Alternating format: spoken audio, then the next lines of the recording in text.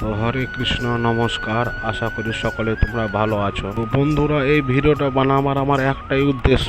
আজকাল Facebook, YouTube, Instagram খুললেই শুধু বিশ্বযুদ্ধ, লকডাউন, কল্কি ভগবানের কথাই শুনতে পাওয়া যাচ্ছে। অনেক জ্ঞানীগুণী ব্যক্তিকে দেখছি, তারা নাকি বলছে কি কল্কি ভগবান নাকি অবতারিত হয়ে গেছে আর ভয়ঙ্কর বিশ্বযুদ্ধ হবে। পাকিস্তানের সঙ্গে 13টা ইসলাম কান্ট্রি একসাথে ভারতের উপরে যুদ্ধ করে 2032-এর মধ্যে পৃথিবী ধ্বংস হয়ে যাবে আর ভারত হবে বিশ্বের সব থেকে শক্তিশালী দেশ। কারো কথায় কান দিলে হবে না। আমি গীতায় পড়েছি কলিযুগের আয়ু 4,32,000 বছর, তার মধ্যে এখন 5 থেকে 5,500 বছর হয়েছে।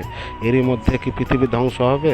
এর আগেও একবার বলা হয়েছিল কি 2012-তে পৃথিবী ধ্বংস হবে। এই নিয়ে হলিউডের একটা সিনেমা তৈরি হয়েছিল 2012।